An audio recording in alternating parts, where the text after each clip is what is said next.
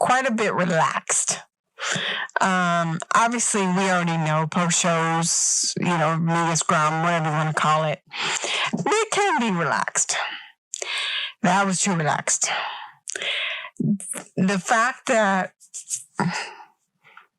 you have the owner of the company that you currently work for, that tells you one of two things that are basically sitting right beside you while you're having a mini meltdown at this point. I thought you got the mosquito. So you're one of two things, right? One, you either are that damn confident that you're really, really good friends with him,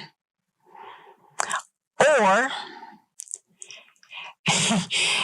you think you have him by the balls because essentially this is the owner of your company and you are spewing on a topic that has nothing to do with what just happened, which is why you're there. So, and to have that person, that is the owner of the company, sit beside you while you're having this mini meltdown and basically go, yep. Oh, I'm sorry. Yeah, I should have done better. Well, yeah. And, and you're just watching this. You get the valid points. Not saying he didn't have valid points. Not at all. But that was not the time nor the place to air that out. And Tony Khan is a pussy for letting it happen. Because that is your fucking talent. That you're sitting beside idly and going, yeah, well, I'm sorry. Let's have a timeout. It's okay. You want some cookies? Oh, wait a minute. I got something better. It's called Mindy's.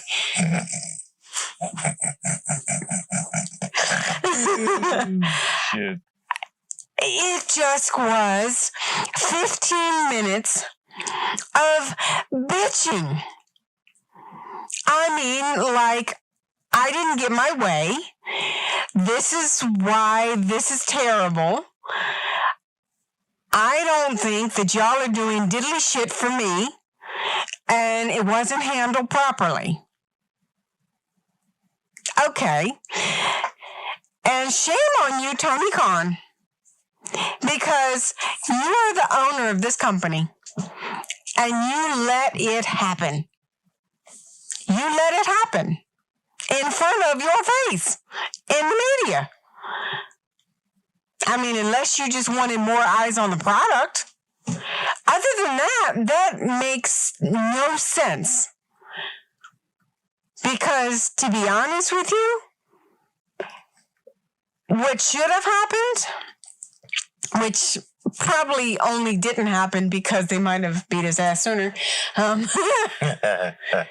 But what should have happened is, and I'm not saying it's the same result, but what should have happened is Tony Khan should have either redirected or put him on later in the show, allow him time to go shower, look presentable, not like a hot fucking mess, which is understandable just due to the fact that he got done with the match. Okay, fine. But he was breathing all heavy. And it just, it just was not a good look. It wasn't. I don't think it was. And the fact that, okay, say CM Punk is some 8, 7, 10, 12-year-old's favorite, right?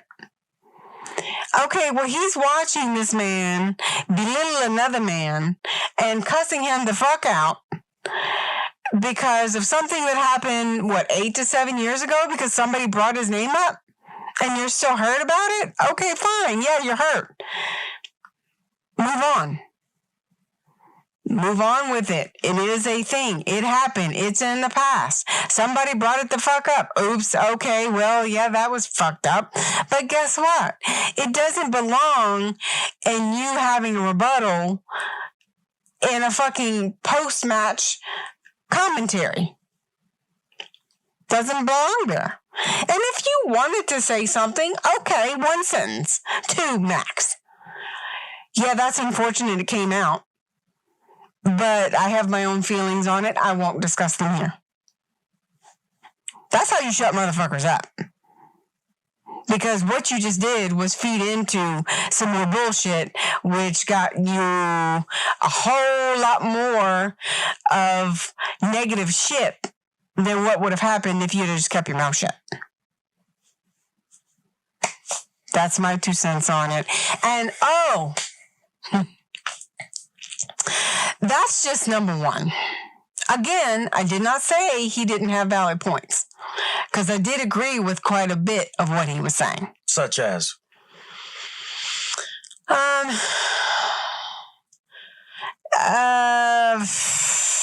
Did you agree with him? There was a lot. There was a lot. I luckily remember off the top of my head, because I only watched this.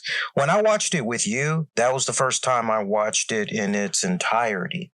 I had only saw little bits and pieces here and there throughout the week, but Thursday night was the first time I actually sat down and really watched it. So there was a lot of new stuff that I wasn't even aware of. But so I'm able to remember just off the top of my head. What were your thoughts about what he had to say about the EVPs? So, that being Kenny Omega and the Bucks. I will tell you, to a point, I agree with him. If you're an executive vice president of a company, you really need to check your manners at the door. You're executive vice president of a fucking full company. Why would you downgrade your talent or degrade your talent in saying some shit that you know is going to hurt them? What, for a rise? Well, you certainly got that. And then you got your ass handed to you after that. So that wasn't a real smart move. And you built a wrestling company that happens to have a mark for a financial backer. So good for you, but you can't continue to act that way and expect for a company to thrive. You just can't. Yeah. Because, okay, a little drama, sure. You know, isn't that what semi-wrestling's about? Okay. But to throw another former talent, another talent that you currently have on your roster, who is essentially that is making you money? Who's essentially your boss. The EVPs, they're essentially, they answer to him. I mean, Tony Khan may be signing the checks and all that, but these are EVPs, whether he wants to admit it or not. These are people he does answer to. Right. So be the bigger person here. And you're making money off of his name. Isn't it interesting? Because those of us that have been in a position where we've worked for a good number of companies, because they say that the average American is probably going to go anywhere through 15 to 20 jobs before they get to their career path, and they're set on that for life. So I say that to our audience of, you know, when I say older folks, I don't mean people that's in their 60s or anything like that, but, you know, those that have been seasoned, right? That's a better word. Seasoned. You know this. You've been at that job where you're going, oh, wow, I haven't seen so-and-so in a while. What happened? Oh, well, you know, they had a drinking problem. They was all like, you shouldn't be hearing stuff like that. Okay. whether it's true or they're under the impression, because for all you know, is it really alcohol or is it a combination of prescribed drugs that this person is taking and they're pretty much out of the loop for the first couple of hours as a result, to the point maybe they should just be coming in later so they can kind of have that get in their system, be able to flush it out, all that, let it do what it needs to do so they can be more coherent or whatever. We have experienced some type of a situation where we get some gossip, okay? And, you know, I've seen it, you've seen it, you all listening have seen it, and you're just, whoa, TMI, you know. I remember, good example, I remember yesterday, I said, hey, and I quietly, you know, I wasn't asking for any dirt, I just legit had not seen my fellow coworker in a while. I said, hey, where's Daryl? I haven't seen and worked with him in a while. Is he okay? Oh, I think he got surgery done finally on his foot, so he's going to be out for a while. I'm like, oh, okay. And then I went to one other person. If I'm trying to find out something about someone, there's two people I know I can go to that ain't going to be gossiping. And they'll tell me straight up how it is, or they'll say to me straight up, I can't comment on that. I'm like, okay, I respect that. Cool. And so one person told me that. I went to another person. I said, hey, have you seen Daryl? I haven't worked with him in a good minute. Is he okay? I know the last time I worked with him, he had a health scare, and he legit had a health scare. Dude damn near had a heart attack on our shift. If it wasn't for him going over to the pharmacy department, and, you know, they pretty much did his blood pressure, checked his temperature and all that, they pretty much had determined, you know, they told him straight up, like, you need to go to the hospital, like, now. Like, stop what you're doing. This ain't no, you can suck it up. Like, you need to go now. And, yeah, they had to take him out on a stretcher. That's how bad it was, you know, because he tried to drive himself, and then he only got like, he was like, yeah, let me have somebody call the cops. Ambulance, call an ambulance for me. But, you know, second person I asked, same thing. I said, oh, okay, cool. All right, so you got that kind of, but then you got that juicy kind of shit where you're here. I mean, you're watching your supervisor or your manager or whoever that is throwing a motherfucker under the bus, and you're just going, damn, if they're talking like this about them, what the fuck could they possibly be saying about me behind my back? Correct. Right? So I'm with you. I you know, but at the same time, it's like, if he's got that old school mentality, because the way CM Punk came off to me at times, you know, that old school mindset, right? Is, you know, he seems like the type, especially when he was saying, come find me. I'm not hard to find. You got a problem, right? Take it up. Right, nice, good old school shit right there. That's a nice, good old school mindset right there. Yeah, his way of saying, you got a problem, you got something to ask me, come ask me, right? And don't air out my laundry on national television, right? Well, you know the big element, because I mean, there's a big elephant that's in the room here in regards to all of this shit. Any information that is being leaked out, you know who the EVPs are going to, right? You know who they're going to, right? No. Dave Meltzer. Oh, okay. Dave Meltzer, Brian Alvarez, they are in the back pocket of fucking All Elite Wrestling. And, you know, to the point, Dave knows firsthand when, oh yeah, that's not part of the story. That's not in the script. Yeah, that totally was. So I mean, so it's really to my point, and I really want for people to understand this, because as someone that is majoring in broadcast media, all right, definitely in journalism, one of the things that, you know, that we're being taught currently is, hey, when it comes to being in journalism, but also as far as sociology goes, when you are gathering information, it is your job to be able to gather that information, present that information in the best possible scenario while being unbiased. Mm-hmm.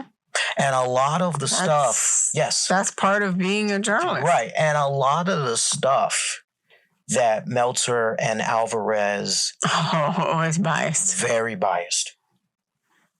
Very biased. So here's the thing, is as someone who is in a management position, you do what you do for your employees. You do what you do to bring out the best of them, right, to move your product forward, right? Right. Okay. So that's number one. Number two, if you have to talk about something, you talk about it amongst yourselves with the other EVPs or Tony Khan, right? In reference to concern or, hey, this is what I heard. Just thought you should know. You don't go outside of that realm and just start telling other employees that, you know,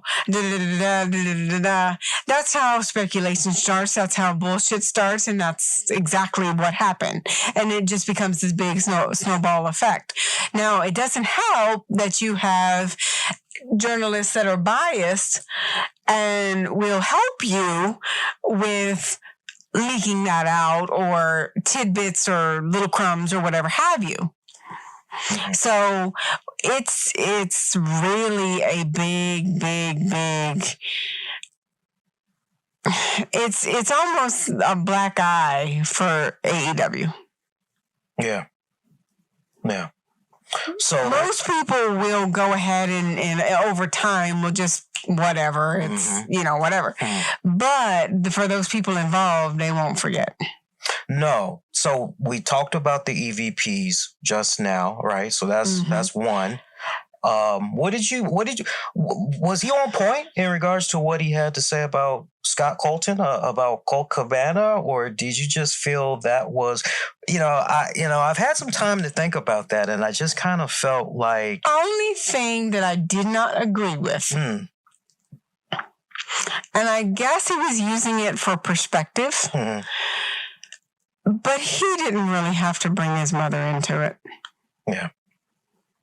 He could have left it with he had a family member. He was on a family member's bank accounts. If he really had to go there for context. Right. But it's now thinking, you're really irresponsible because you and your mama share a bank account. Because that's exactly the way it comes off. Mm-hmm. How can you really respect or expect so much out of this person? And what he was saying actually was probably, because he was that pissed off, was probably the truth. He said, I wanted to bring him with me. And I wanted just as much for him as I wanted for myself. And the truth of it was, he didn't want the same thing.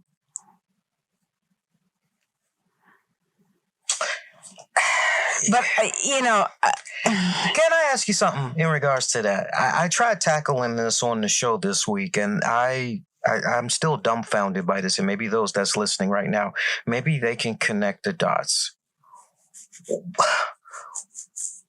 You would swear that the people that are still infatuated with the CM Punk, Colt Cabana, what was once a friendship, these people that are continuing to bring these two up and, I hope that they can somehow get back to good. And, these guys haven't been friends in almost 10 years. Mm-hmm. And what I can't understand for the love of me. Why is this irrelevant?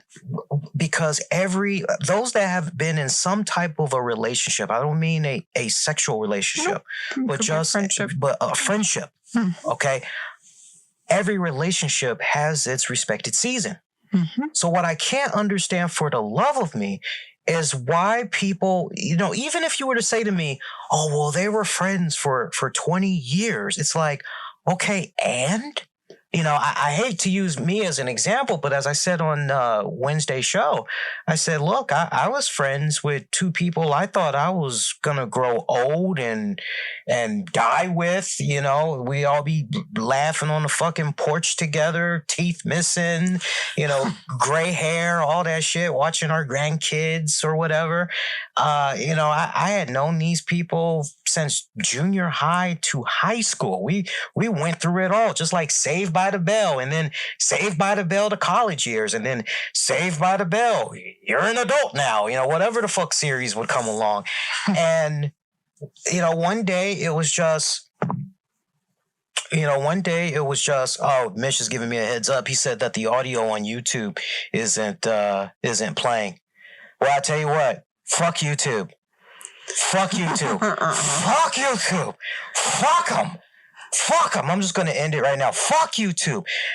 OBS. Can I tell you something? Can I tell you guys something real quick? I am so fed up to fucking here. I got a quick sidebar. I am up to here with fucking OBS this week. There was an update, and I am still reeling from this OBS update.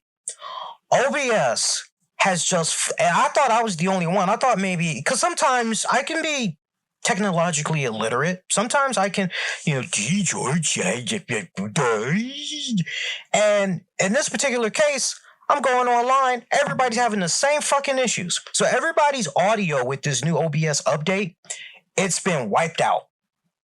To the point for some people that, okay, man, I got this fancy audio mixer over here. I'm not going to use the crappy audio in the webcam. No. I'm going to use my mixer audio here, or I'm going to use my podcast mic audio for this. Shit's reset. So they now got to manually go back in. Heaven forbid if you were streaming a show. Because if you were streaming a show, guess what? If they're seeing you, now your audio is going to be out of sync with the video. So now you got to go back and trial and error. You got to fine fucking tune that shit. If OBS hasn't been doing that, the other thing that it's been doing? My shit has been muted automatically. Oh, God. I leave my shit. I know exactly, to the point. I'm paranoid like that. I've taken a picture. I'm like, okay, these are my settings. Okay, I left it like, okay, great. Come back. They're all fucked up. No, it's all fucked up. It's all fucked up. Right? So it's like, I'm about to, kick rocks. I'm about to tell OBS to kick fucking rocks. You use StreamYard, Mish? I think I'm going to look into that because, I like StreamYard has some really good features that, I kind of like that, I'm very interested in StreamYard. Yeah. He's very interested in anything besides OBS. I'm very interested. I tried. Who was before OBS that I had left? You remember? Was it, I'm sorry, I don't. I think it was, no, you remember. It was the shit from Amazon. Okay. It was the OBS fake me out from Amazon. They got No. Amazon has their own little OBS, and they stayed getting in trouble with the real OBS because they were trying to make it come off. They were trying to make it come off like, we're the original. And it's like, no, you aren't the original. The original is over here. I think they were called Streamlabs OBS. Oh, yeah. That's right. What it was. It was Streamlabs OBS. That's kind of like Invisalign versus Smile Direct. Yes. Yes. Smile Direct Club. I remember when I had began my Invisalign journey, 2 years ago now? Damn near it. I remember saying to Tams, why can't I use Smile Direct? They're cheaper than Invisalign. She's like, she basically was like, yeah, don't go there, brother. I'm like, but I'm saying, like, and she's like, well, Do you like your teeth? Right. Where they are? Like, you get what you pay for. You're like, yeah, but because I'm looking at the price, I'm going, hey. And she's like, you get what you pay for. And then she broke it down. And I'm like, damn.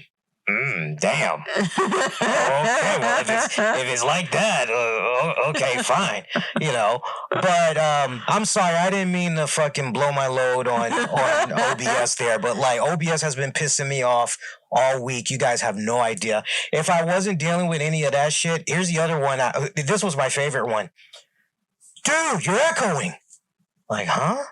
You're echoing. I'm thinking, you sure you just aren't playing something twice? Like, you got me on your tablet and you got me on your TV? And one person was like, I don't like you like that, nigga. I'm like... I said, touche. I said, touche. I was like, okay. I was like, so echoing, huh? Yeah, OBS is just like, right. So before I blew my load there, we were still talking Punk. Mm-hmm. All right, so I agree with you on the whole mom thing. I thought that was just, it felt too below the belt. Yeah. Honestly, that whole thing about... everything was really, truly below the belt. Hey, man, you just got done having a fantastic main event match against John Moxley. What are you going to do now? I'm going to fucking unload on Colt Cabana. Yo, real talk though. Did y'all see the tweet I put out? About the muffins? Did you see the tweet I put out about the muffins though? So I put this tweet out about the muffins. That's so wild. Lee's looking about the tweet. No, I got it right now. I said, you probably don't remember this because you were getting tired. I said, showed wifey the CM Punk media scrum. She's going to share thoughts on Friday's Wrestling with the Topics. Meantime, she said, man, those muffins look fucking good. I said, girl, yes. People looking for love. Find you someone the way he looks and makes love to them muffins. And then I got an image. I got the image of him. After he take that shit was the funniest, man, because like one point, I don't know if you guys, you know what it reminds me of? It reminds me of vintage episodes of, and I love this. Anybody that is a fan of the Three Stooges, you guys will agree with me on this. The greatest comedy there is when you're watching the Three Stooges, it's not so much in Curly. It's not so much in Shemp or whoever the third stooge is. It's not so much in what Mo is doing to the Stooges. The greatest silent act of entertainment is watching Larry. Because Larry is where it is, right? If you're watching Larry, you're watching his facial expressions, his little subtleness, and he is selling the shit right as it's about to happen, right? And so you keep that in mind. And you're looking at as Tony Khan is talking. Yeah. And this nigga, at one point, I just glance over to the motherfucker, and Punk just... He's literally looking off at the side, and he's doing a head nod like, yeah. Don't this shit look good? Yeah, he's busting out one muffin. And then the way he just, I ain't never seen a nigga go, I swear my man was having some barbecue chicken, some baby back ribs where he was, I'm like, God damn. I'm looking at this dude. We both just ate, right? So we're watching this Scrum. I'm going, yo, this dude making me hungry, man. I'm like, I just ate a big meal. Like, he making me hungry, man. And then he busts out another muffin. I'm like, God damn, how many muffins this nigga got? And the way he's looking at the muffin and the way he's kind of presenting it off to the side, he's kind of looking at whoever, I guess, that hooked him up with the muffins. You did good right here. Yeah, he's getting ready to fuck it up. Tony Khan saying some shit he don't like, and he's just giving him the evil eye while he's eating this muffin. I'm like, damn. And then I'm going, I'm going, I wonder if he's going to plug these people. Sure enough, he plugged the motherfuckers. Wendy's. Oh, no, that was on muffin number 1. Oh, that was muffin number 1? So what was he on? I think he went through like 4 muffins, didn't he? He went through at least 3 muffins, and the other one was like, oh, hey, while it's here. Yeah. And I guess it was a piece of lemon cake or something. Yo, the way his eyes lit up. The way his eyes lit up on that lemon one. And then he looked off at his people like, this the shit. This the shit. This is it. I'm like, well, look, I told Tams, and I said, look, because the plan right now, I already told her, because my birthday's in December. And she said, we're going to Chicago for your birthday. I said, I don't want to know anything else. just do me like Joe Pesci and the Goodfellas without killing me now. But just set it up. Whoever you need to talk to, like you already know who to touch base with. Hint. Like I don't want to know nothing. But we're watching this, and I say to her, "Yo, since we're going to be in Chicago, we might as well look up Wendy's if the shit's that damn good, right?" And I couldn't help but, I mean, this nigga put the muffins got over more than look, the muffins got over more, and it was equivalent to his pipe bombs during that little press conference, right? It's like, if you ask me, so what's your greatest takeaway from the media scrum? CM Punk blazing up everybody and muffins. Mindy's is the shit. Right. I'm surprised Mindy's didn't fucking trend. You know what I'm saying? I mean, I ain't never seen somebody just chomping at the bit on the fucking fingers. And I'm just looking at Tony Khan. I'm legit feeling sorry for this dude. I've never felt sorry for Tony Khan before. I didn't feel sorry for him. Other times I'm going, fucking Mark, or you fucking dweeb. Like, but here's a case right here where I'm just like, dude, you know you're his boss, right? You know you can maybe hold the microphone and say, don't say that? No, dude, what? Yeah, well, besides that, but just, dude, what the fuck? That's like your 3rd muffin. Can't you wait until this is over? Oh, please. He had a bigger fish to fry than them damn muffins. He was sitting beside the man while he was fucking murdering his next opponent. He's like, oh, that fucking dweeb. Yo, I love those questions. I fucking love those questions. That shit said, reporter number 1. Kudos to all the reporters that tried to steer that motherfucker back on track, man, because they were like, blah, blah, blah, blah, blah, blah, with Reacher Report.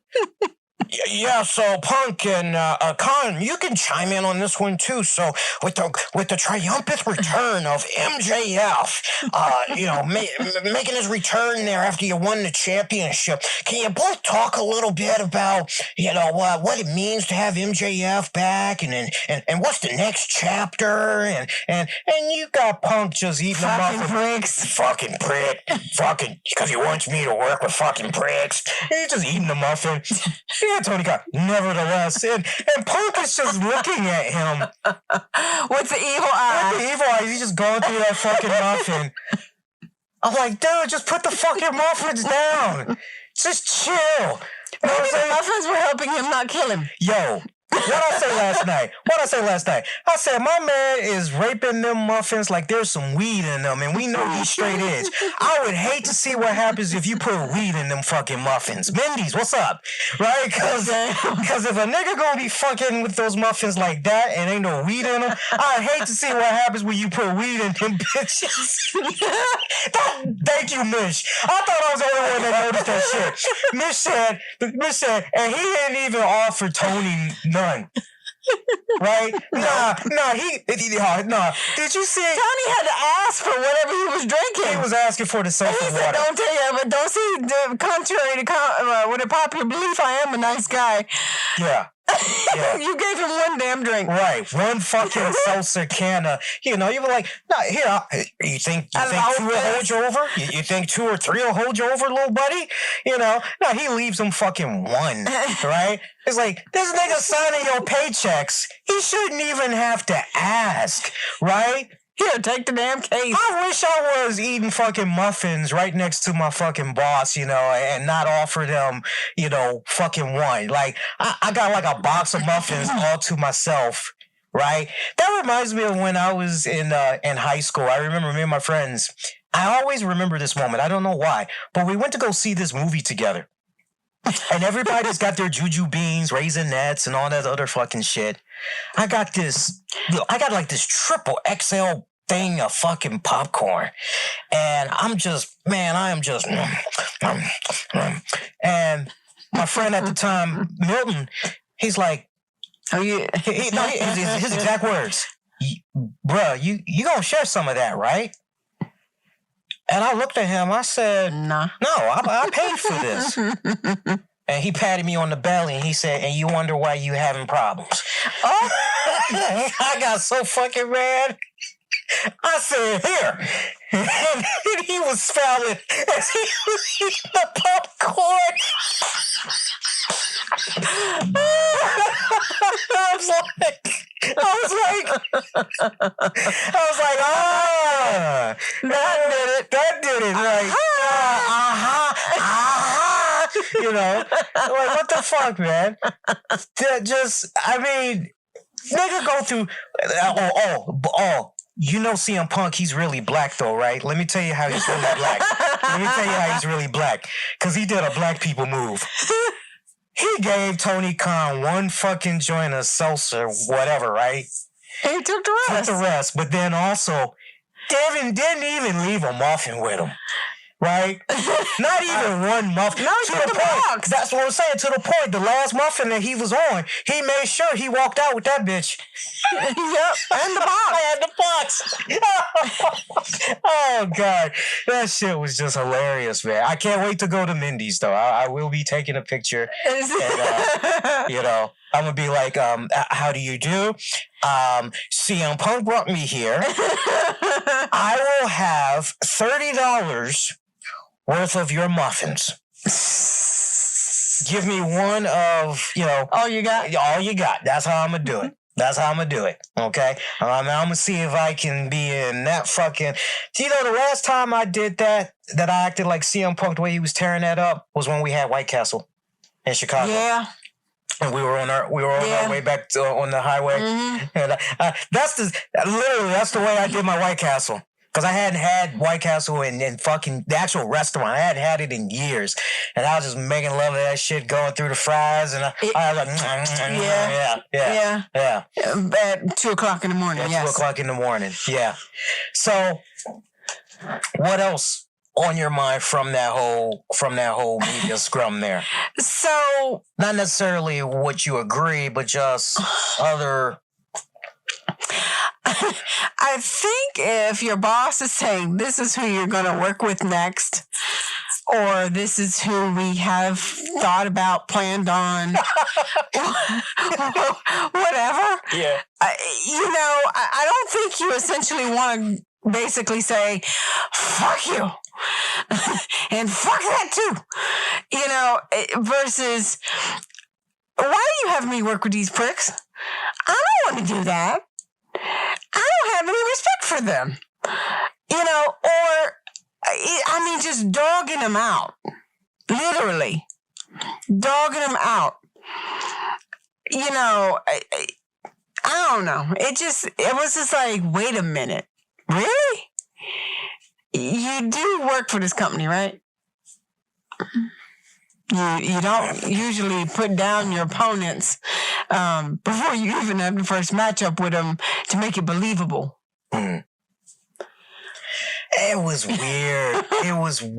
It really, I've seen some media scrums in my time. I ain't never seen one like that before. That was just the weirdest. It really, really was. It really, really was.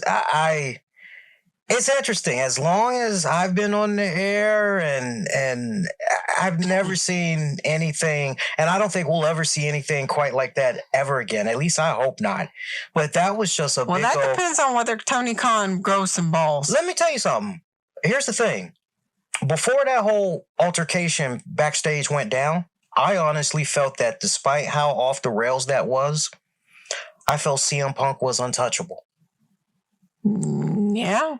One would get that picture considering what they saw. I literally felt Tony Khan just, please, sir, shit in my mouth. May I have some more? You know, you're making me tons of money. Right. You know, and I think that altercation to the side, I think nothing would have happened. But then that altercation happened. Mm-hmm. Now, apparently, there's some new shit that had went down earlier today by some of the people that are reporting on it, the reputable people. Mm-hmm. They're saying that, man, this sounds like some NFL shit where Roger... It does, because it sounds like some NFL shit where Roger Goodell's like, okay, we need to have an independent firm come in and investigate this, and we need to have a Translation, we can't handle our own shit. Right. We need to have an arbiter look into this for us, right? So supposedly CM Punk's camp, they're going, these motherfuckers came in here and they was about to beat up Punk, and so Punk had to defend himself. And then you got the elite saying, hey man, we were just going in there to talk, and then the next thing you know, he got scared. He jumped up and he just started attacking us like a damn badger. Now, apparently, MJF was a witness to all of this. Yeah, that's what I said. I'm like, oh, fuck, of all the people, this isn't going to go well. Right, like, this isn't going to go well if the reports are true, is it? And then the other person, it's a non-wrestler. It's a female. I'm still getting familiar with her name, but I won't say she's like second. Yeah, thank you, Mish. Mega. Mega, not MAGA, okay? Not Mega American Great Again. I'm not, okay? Let's make sure, Trust me, people, what you've seen go down in AEW, it's nothing compared to what's going to happen in 2023. Believe me, big things are going to happen in AEW, believe me. But excuse me. I believe I was talking. AEW is where you need to be in 2023. Which wrestler do I like? I like all of them. All of them are great.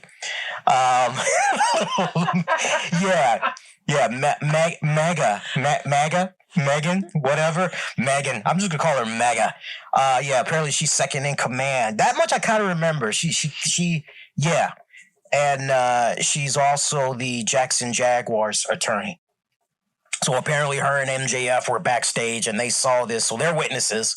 So some independent investigations being done. Going to talk to them. So all these people are now suspended, right? Now, I talked about the suspension during the live watch along, but now I want to throw it back on you, get your thoughts. Because it's always nice to hear, again, from you. You're knocking out key demos. You're the semi-casual wrestling fan. Fuck, you are a casual wrestling fan. And you're a female. I like that. Only for the simple fact that my TV is robbed from me on Mondays, Wednesdays, so, at least once a month on Sundays, and pretty much the only fucking thing that's on the TV is wrestling. So guess what? TV gets to watch wrestling. Yeah, unfortunately. There's some shit you like, but unfortunately, Anyway, so in reference to the... What do you think about the suspensions? I think it's valid. Okay. I think it's valid because I think if you would have heard that there was a brawl or whatever that was in the back, and nothing came of it, that would send a message to the rest of the talent that we have no control over our own company. We have no control over our talent and no repercussions if they act like a dumbass. Mm-hmm. So I think that was the only move they should have made. Yeah. And now supposedly Punk is injured again. Which is stupid. With some type of tricep injury. And I can honestly believe that, because if you go back, I remember this. I remember frame for frame. I don't know if you guys do, but if you go back and watch the media scrum, there's a few times where CM Punk has taken the one of the cans of the seltzer water to his left arm. Oh yeah, he's not being very deliberate about it in a way where he's kind of playing it off just a little bit. But if I were to hear that's the arm that he got the surgery on, or that needed surgery, I wouldn't be surprised, because he seemed to have went to it a couple of times there during the media scrum, right? So you feel it was the right move? I do. Okay. I think it's the only move they should have made, because otherwise it would have just made AEW look weak. Now, regardless of the investigation, or play sides. Oh, or playing sides. Okay. Now, regardless of what the investigation turns up going forward, if you could be, in the room with Tony Khan, if you could have his ear for a couple of minutes, regardless of what happens with the investigation, what would you tell him to do going forward? Grow a set. Okay. How you really feel? No, I know how you feel. Okay, so grow a set. All right. Go ahead. No, go ahead. This is, what would you say to him? I would say grow a set. Number one. Okay.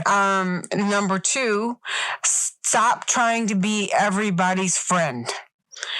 Yes, you own a company. Yes, it is a successful company. But there's a time to be someone's friend, and then there's a time to be their boss. And you should have had control over that interview, that media scrum. You should have not let that get out of hand. You should have not let your talent basically blow a half of a sentence on the rest of the roster except for a few people. Basically saying that most of the people in this company is some shit. Essentially, that's what he said, yeah. Yeah. I mean, really? What would you like to see him do going forward with CM Punk? Would you want for him to continue to work with CM Punk, or at this point? I think he should work with CM Punk, but I think CM Punk needs to know what the rules are and what rules he's going to play by if he wants to stay in the company. It feels like he was just given a free rein. But see, here, for that media scrum, yes, he was. But here's the thing, is because he is probably the biggest grosser for them, they're going to be more lenient on him. All right, let me, I hear what you're saying, but let me be devil's advocate. Devil's advocate. Help me, y'all. Help me all in the chat. Is it really worth it, though? Is the drama, is it, because we know the type of person CM Punk is. History has shown that. This is a man that will give you your ass on a platter when he feels something is not on par. He's done it before and he'll do it again. Right. So he's proven he does not need wrestling. Yes. The guy was almost gone for 10 fucking years. Correct. Right? So CM Punk does not need AEW. AEW needs CM Punk. And see, that's the fucked up part. Yeah. I was thinking of, marinate on this. Everybody, marinate on this. Because I was thinking about this. Tony Khan and AEW think they need CM Punk. But the truth of the matter is, they actually don't. They actually don't. They actually with don't. the roster that they have, if they make a couple of tweaks and do some different things, some different aspects of it, they could be just fine without him. I mean, they've got such a my God, you want to talk about a roster with depth. And all the years that we've watched wrestling, and you just, my God, you just look at those depth charts. And for AEW, you're just like, God damn, these guys can just plug and fucking play. Yeah. You know, it's weird. They think they need Punk, but they actually don't. But they think they need him. He's just the icing on top is what he is. He's not... He can be the icing on top for them, but it's a want, not a need. Right. Okay, so that's that layer. Mm-hmm. So you would want them to continue to work with Punk, but... If it becomes more of what we got, no. Because if you're that unhappy with the current situation you're in, then change it. Isn't it an oxymoron when you think about that, y'all? Because he put up a post on social media, what was it, 2 weeks ago? 1 year in and I'm back. Oh, I'm having the greatest time of my life. Da-da-da-da-da-da-da. And then we do this media scrum where he's taking a shit, basically. How miserable he is. Yeah. And the only thing that changed was them bringing up his past. Very bipolar. He came off bipolar in that thing. A little bit. You know? A little bit. He came off very bipolar. Okay, so that's... basically his word. Sorry, I'm just, I'm not usually like this. I'm just pissed off. Yeah, okay. What do you do with the Young Bucks and Kenny Omega? Regardless of what the investigation uncovers, what do you do with Kenny Omega and the Bucks going forward? Depending on what the investigation uncovers, I don't think you're ever going to be able to take away their actual titles because of the fact that they actually started the company. But I don't feel like if you're going to pull a stunt like that, the stunt being strip them of their titles? No. The stunt being you're going to basically hit some hot buttons that's going to rattle some feathers with your talent. And you're in that realm. Do you really think that you need to be an EVP? I like what Mish is saying. Mish is saying fire the Bucks, fire Punk, keep Omega, but keep Omega on a leash. Because the rumor is they kicked CM Punk's door down. Damn. And that's what pretty much had Punk put up the Dukes and all that. Oh, yeah. And apparently knock one of them out cold. Right. To be honest with you, depending on what the investigation finds, depending on really who started all this shit, the Bucks should go. I kind of agree with Mish. If you're going to be an EVP and you're going to act like that, because that's some childish shit. That's not, hey, I'm 30 something. I'm freaking 18 and I don't know no damn better. Isn't it weird to hear this type of behavior coming from the Bucks, whatever was going, especially because they try to pass themselves off as the ultimate Christians. Oh, please. Sometimes that is not the case, and that's where I'll leave it. Even Ned Flanders has to get head somewhere. Damn. Well, I mean, you're human. That's a little differently. Being human is one thing, but reference to being Christian versus hypocrite, that's totally different.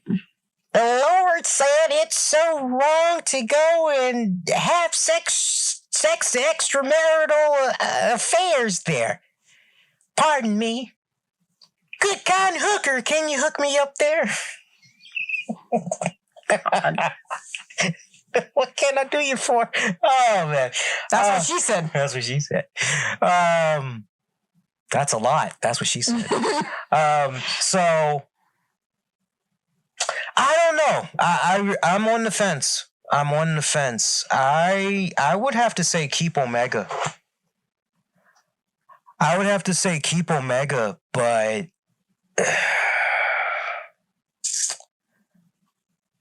here's the problem. This is what happens. Let me tell you something. This is what happens when you have a bunch of friends go into business with each other. Mm-hmm. Everybody is doing a dick measuring contest. This is why you don't mix friends with business. Not only that, you can't be objective. Well, let me rephrase that. Let me go back. Let me go back. I think you can do good business with friends. So as long as there is great transparency, there's great trust, and most importantly, okay, this responsibility that I have, yes, I can definitely, you don't have to worry. I will ride this motherfucker through. Don't worry about it, right? Mm-hmm.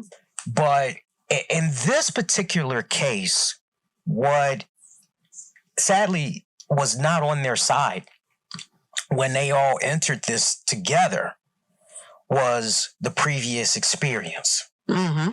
This would be the equivalent to, man, if only we had our own porn company, man.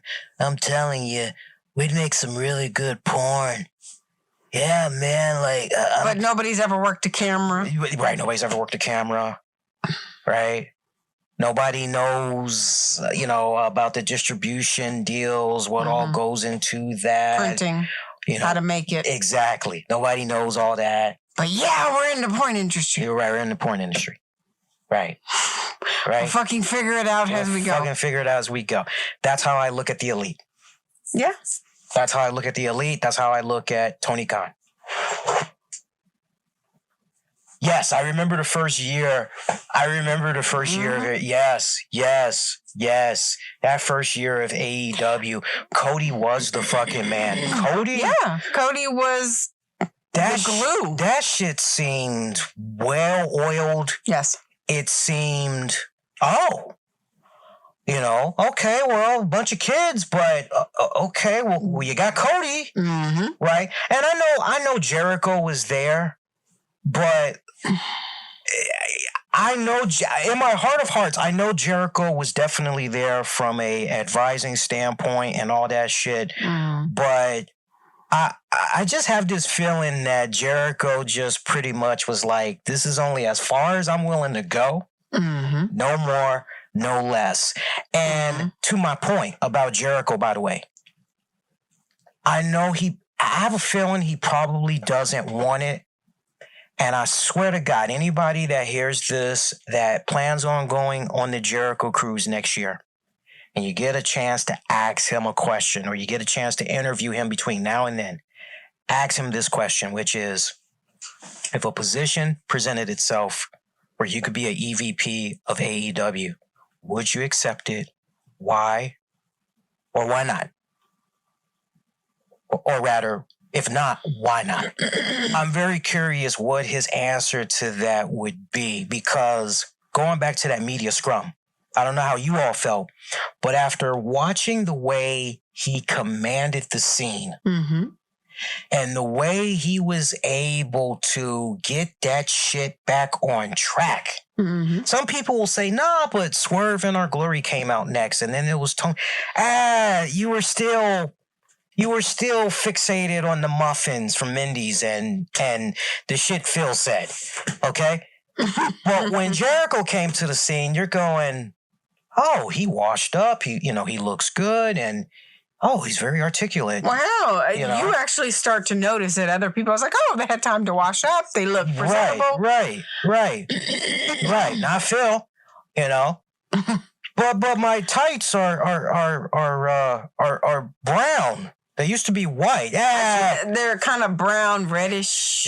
Brown reddish. Yeah. I just really like the way Jericho was out there just talking, and I'm like, The more and more I was listening, I'm like, I think, dude, you should be a EVP.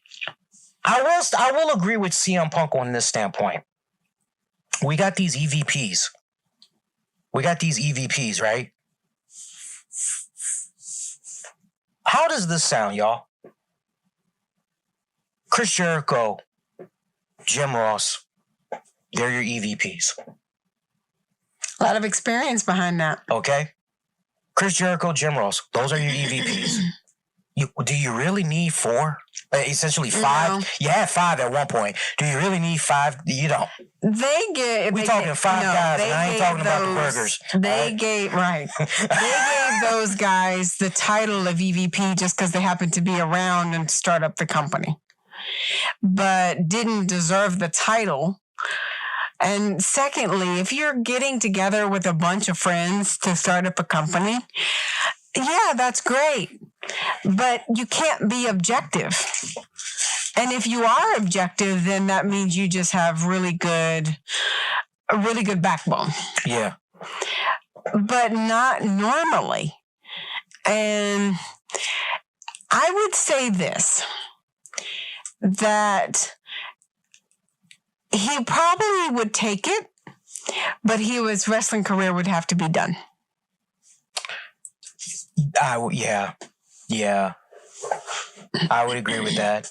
Because right now, he's just in so many different directions. Picking up steam, too. Exactly. He's just in so many different directions that for him to actually put full focus on that, I don't think he has the time for it. To give it its full attention. That's what I'm saying in reference to what it deserves. But if he was done with wrestling and he was just focusing on a couple of things, then I'd say he probably would do it. So I'm thinking Jericho, in perfect world. Because look, at some point, I'm going to make a bold prediction. Mark my words. Mark this down here right now. Before January 1st, 2025, look for a restructuring of upper management, from your EVPs to your talent relations, even right down to Tony Khan himself. You cannot be Tony Khan. I don't care how much cocaine you have access to or caffeine or Red Bulls. You are going to burn out at some fucking point. I've got Khan burning out, but I don't have him saying, fuck this, I'm done. I don't see him doing that. It's too much of a mark for that. Right. I definitely see him in it for the long haul, whether some people like it or not. I see him in it for the long haul. But this added on responsibility that this guy has right now, ultimately he's going to be delegating or just... As he should be. Right? Delegate in a way where it's not as much on his shoulders, or he just steps away from it and it's in more capable hands. But before January 1st, 2025, perfect world, I would love Jericho and Jim Ross as your MVP, as your EVPs. I would love William Regal to tackle talent relations. That's essentially what he was doing in NXT. He had a great eye for talent. Let him continue to do that. I would bring in Dutch Mantell, and I would have Dutch Mantell teach promo classes, even assist with, booking layouts for matches, things of that nature. Tony Khan's position is an interesting one. Because, ultimately you're going, okay, who could replace him? Right? That, I don't know if it'll happen, but in a perfect world, if he were to become available and he decided he didn't want to do anything else with WWE, I think Paul Heyman would be fucking awesome. I think he would be fucking awesome. My second runner-up, if you couldn't get Paul Heyman, well, shit, who's out there? Fit Finlay just went back, so you can't, Again, this is somebody that you're putting them in the role of Tony Khan. right? So they're doing a little bit of booking of the shows, but they're also going to be on TV, right? And look, not for nothing, but I got to give Tony Khan and crew high marks for what they had did with that pre-packaged opener for Dynamite. I like the fact that it was backstage, pre-produced, not in front of the crowd. Because contrary to how some people may feel about Khan, if you get him backstage, pre-tape shit, he's actually better. Not by much, but he's actually a lot better than out front, in front of the fans, right? In a perfect world, if I could have it my way, I would have Dario Cueto from Lucha Underground. I would have him basically be, you know, the guy that comes out, we're going to book this match. You know, I would, you know, or Jeff Goldblum. Can you just picture the role of Tony Khan coming out there making a match and it's done by Jeff Goldblum? Say, Keith Lee, right? Listen, got something for you. You're gonna like this. Well, then again, not really sure. But you, in a match. I could, you know, I would love to see, dude, I gotta see that now. I just gotta see Jeff Goldblum come out there and just start booking matches. that would be nice. I like what Eddie's saying. Eddie is saying Mark Henry and Ron Simmons leading the locker room. That'd be a good idea. I like that. I like that. The women need some help too. You know, it's interesting. I'm hearing all this crap with Thunder Rosa, which I don't believe whatsoever. By the way, I like the shit that people were trying to stir up with Thunder Rosa, because that all was just, I burst that bubble real quick, right? So somebody had, I guess it was maybe Ringside News or some shit. They looked at a tweet that Thunder Rosa had put out. It basically said some shit like, it's time for a change. And I just learned this in sociology, right? Where basically when you're looking at something, in this case, say a poll, you're looking at the results of a survey poll. Ask the right type of questions. Like, okay, this is based on what information? Who exactly did you talk to? Like, what were the age demographics and how was this question phrased? Was it phrased in an unbiased way? Or was it phrased in a way where you essentially were telling them what you were asking them what you wanted to hear? Yada, yada, yada, yada. So you look at that question. I want you guys to really look at what she posted on social media. Time for a change.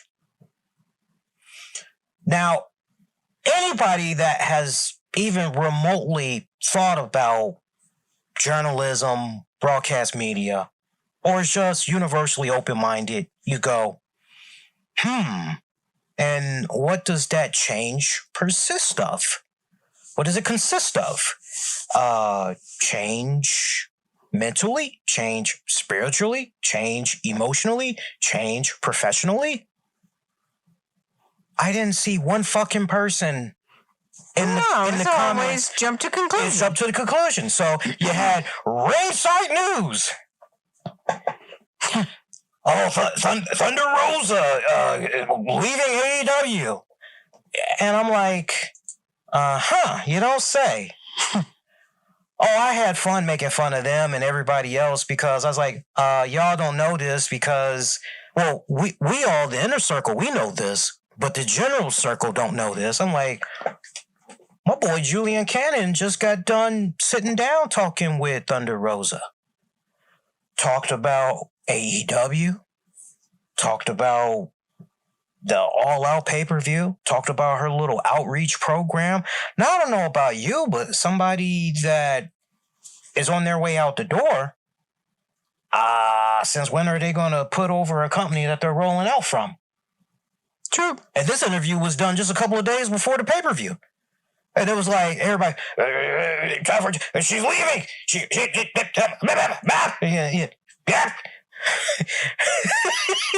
Aha! It's like, no. That's how I can't stand them. They just throw shit up on the fucking wall, hoping that the shit sticks. They throw a fucking 1,000 darts, and the one fucking dart that fucking lands, all the other misses. Aha! See?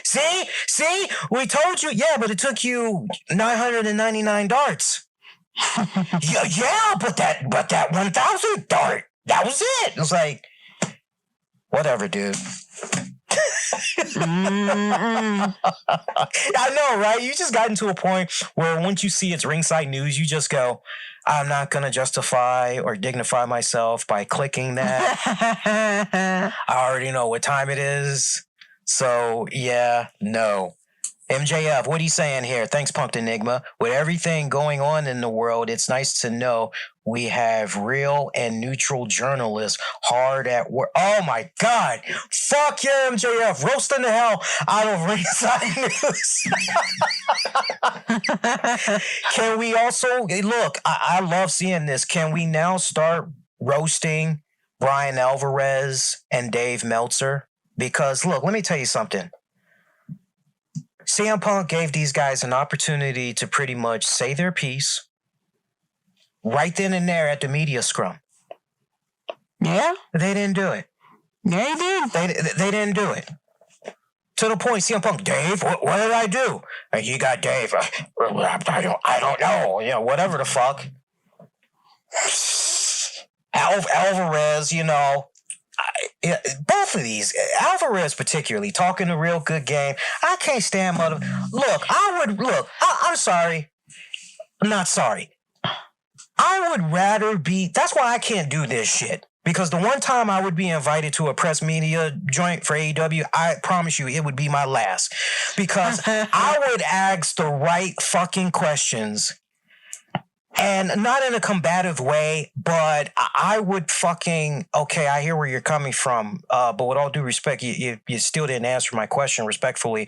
Again, I had asked, right, they wouldn't like my ass. I'd be done after that one fucking media scrum. Okay? Because if a motherfucker gives you an inch, take the fucking mile. CM Punk opened his mouth. He went there. There's your opening. Go there. Mm-hmm. There's blood. Go for the fucking kill. Man up. This guy is literally checkmating your ass. Is saying, basically, you all call yourselves journalists, but you're really not. But you call yourselves journalists, at least when it comes to wrestling. Mm-hmm. Right?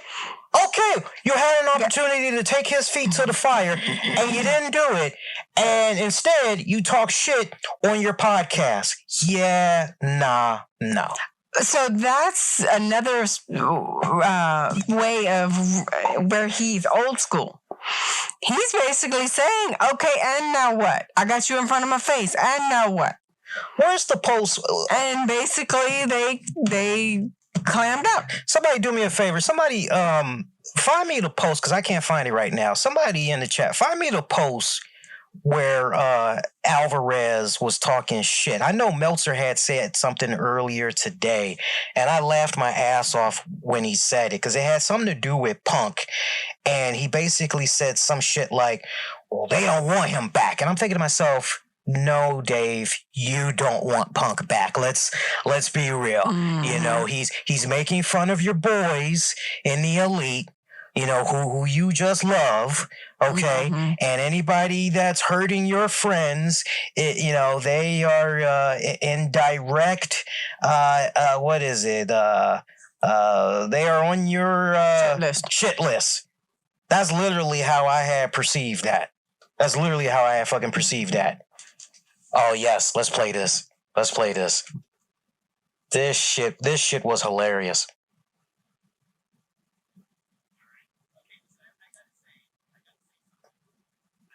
You can hear? No. Okay, so they can't hear it, but you can hear it. I'd rather have a transcript. Let me see if I can figure out how to... Hang on. I'm going to see if I can get Greenbot into this. And we're going to say play... we're going to say play. And for some reason, play is, give me that. Play. All right, there we go. Brian Alvarez addresses CM Punk. All right, let's see if this plays. I might have the coding wrong. Let's see if that plays. Yes, that's wrong. That's wrong. Hang on. One more time. Brian Alvarez, CM Punk. And let's see what that does. Greenbot's thinking. Greenbot's thinking. This application did not respond. You fucking... Greenbot has its periods. Sometimes it wants to give it to you, and then there's other nights where it doesn't feel right tonight. So, Brian Alvarez, in this case, I got to find a transcript. But Meltzer, yeah, he said some shit online where he basically said something along the lines of CM Punk is going to be out 6 to 7 months with his injury. Apparently the same case for Christian. But he was, yes, hang on. Punk Enigma might have, yes, that's the one. Thank you. So this is what he said. Dave says Punk's media scrum rant was intentional and practiced beforehand. It was apparent he targeted Nick Hossman straight away when no question was asked, wanting to bury Colt Cabana. So, look, CM Punk proved to my mind in that media scrum, I'm sure for a lot of you guys as well, as a quick sidebar, he pays attention to who is saying what. Mm-hmm. Okay? He might not be listening to everybody, but he's aware of key figures. And in this case, he's aware of Dave and Brian and what they're talking about. The Nick Hossman stuff, you just got to rewind that back to the last media scrum that AEW did, because Nick, I'm sure he's a nice guy, but he brought up Colt Cabana.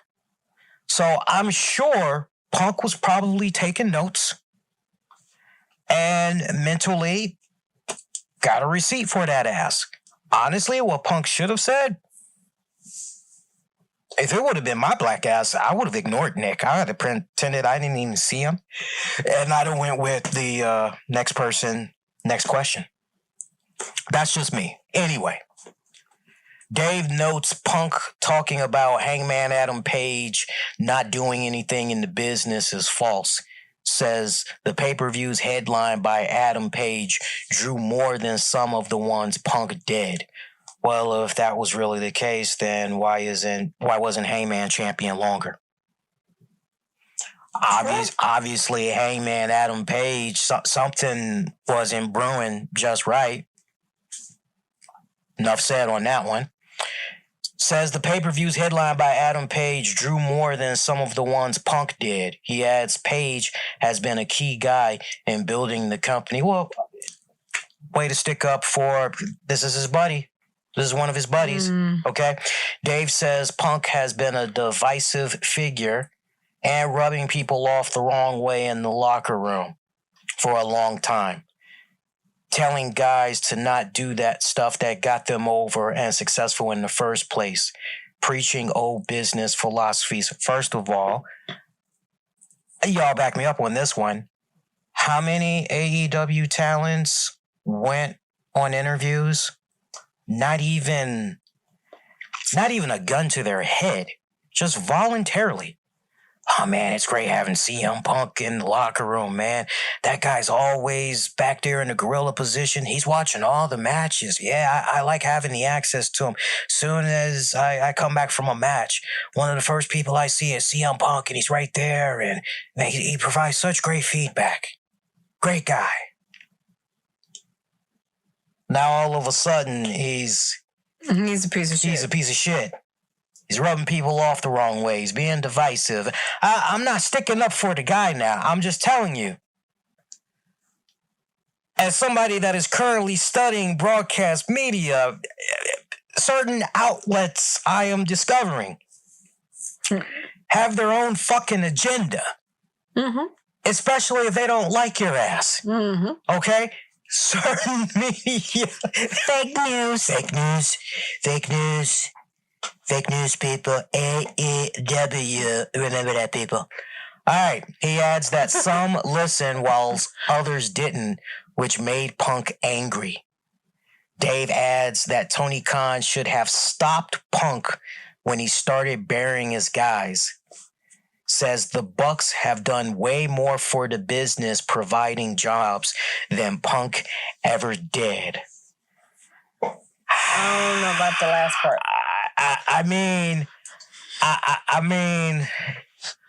I kind of gotta agree with old man Meltzer on that particular particular one.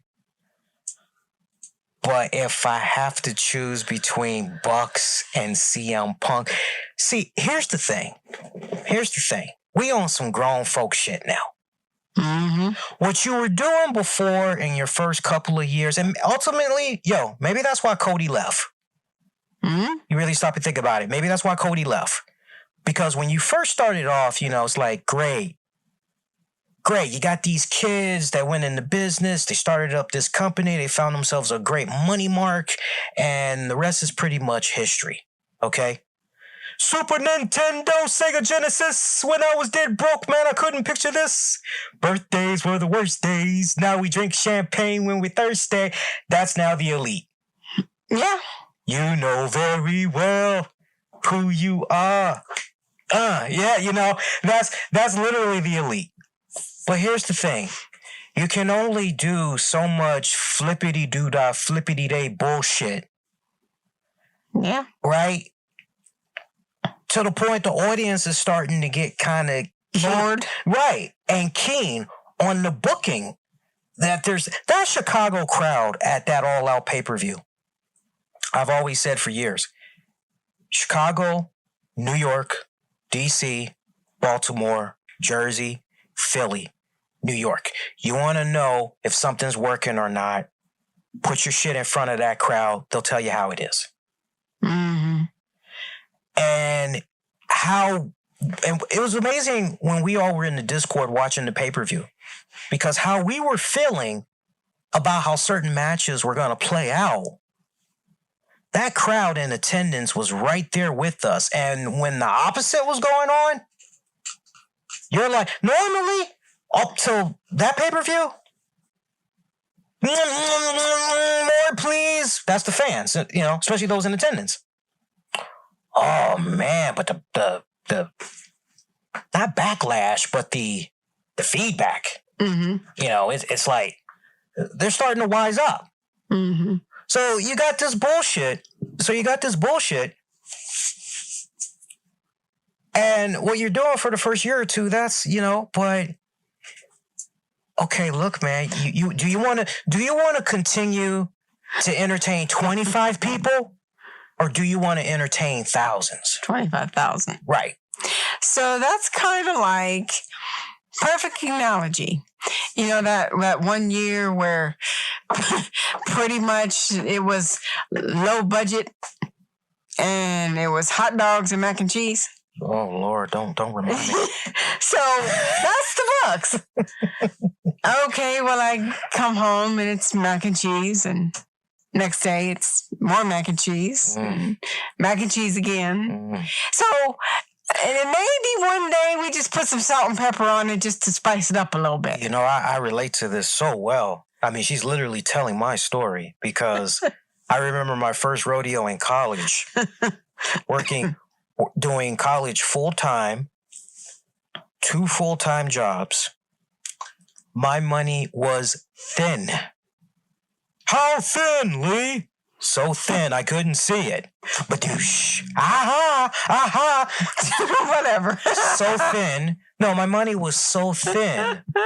I would take, when I would go grocery shopping, like every 2 weeks.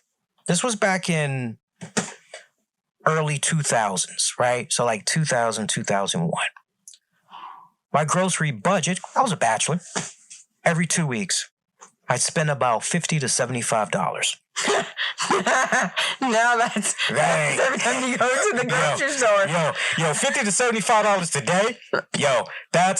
This is what $50 gets you today. Loaf of bread, pack of lunch meat, milk.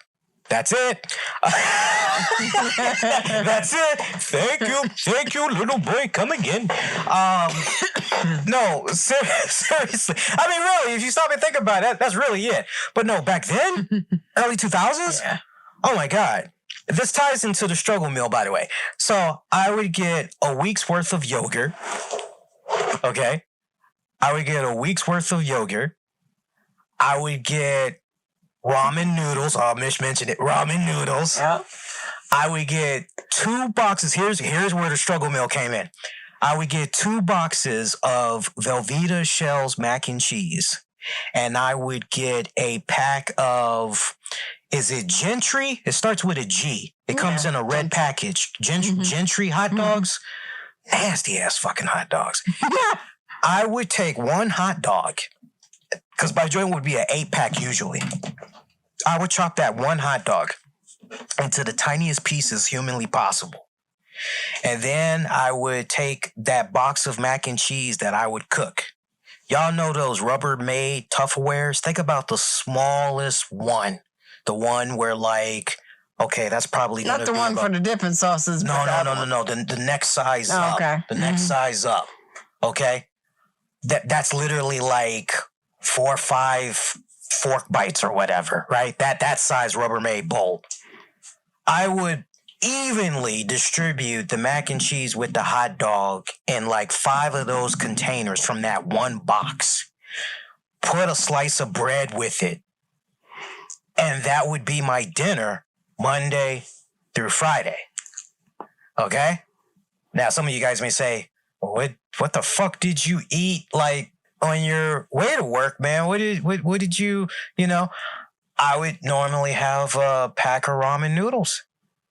So it'd be ramen noodles for lunch, so brunch, breakfast / lunch, right? And then dinner would be the mac and cheese. My roommates used to make fun of me all the time, and I finally I just said, "Look, you feel fucking sorry for me? Buy me some fucking food." And I'd laugh right back out. Didn't think so, nigga. And that'd be the end of that. And I'd tell him, shut the fuck up, right? Oh, but I used to love it. I used to love it when I would get those weeks where I'd get a little bit of extra money. I get a little extra money because maybe the bosses, they wanted to kick in a little something, or I helped somebody out, whatever. Pull the extra shift. Did extra, right? I get some money. Mm-hmm. Y'all know what I did, right? Let me tell you. Burger King. I would do. She knows me. She also knows this one though. Ring, ring, ring, ring, ring. Yums, carry out. May I take your order? Yeah. Let me get some fried chicken, large fry. Oh, hey! Yeah. Large fried chicken, French fries, heavy on mumble sauce, salt, pepper, and 2 cans ginger ale, right? Yeah. How you been? Oh, I've been okay. How you been? I've been good. His name is not Lee. It's, hey, 2 cans ginger ale? Right. 2-piece chicken? Right. Don't even know, hit that Alicia Keys joint. You don't know my name. It's but you know what I like to order, right? Right? And then they follow up with my address. Yeah, you had, get Park Road. Yeah, that's right. Yeah, yes, sweetie, it come. You pay cash, right? I'm like, yeah. Yeah, it come 20 minutes.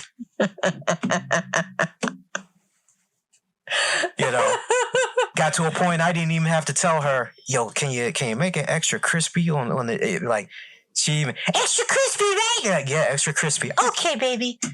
Okay, good. That was the struggle meal. That was the struggle meal. Yeah, I love ramen and egg. I also love ramen noodles with my go-to. Tams doesn't like it, but I like putting ramen noodles and cheese. Either give me a slice of Kraft cheese or some Cracker Barrel, and I'll mix all that shit what up. happens is you don't drain the juice out of it enough. Yeah, because I like for it to be slightly soupy with the cheese. Mm-mm. Yeah. No. No soup. But if you want cheese and ramen noodles, okay, but no soup. Yeah. The ramen and egg, though, that's good. So anyway. I never had that. You never done the ramen with the egg? No. It's actually good. I'll make it for you one day. All right, so back to your analogy. So anyway, to the reference to the analogy. That's how the show works, people. It just, okay, well, that meal again. And then eventually, in reference to the fact of what Lee is saying, well, damn, I'm tired of that shit. And he goes to, Miss Yums and Burger King and whatever else and gets a different thing. So, or... Quick sidebar. Hold that thought. I feel like CM Punk with the muffins now.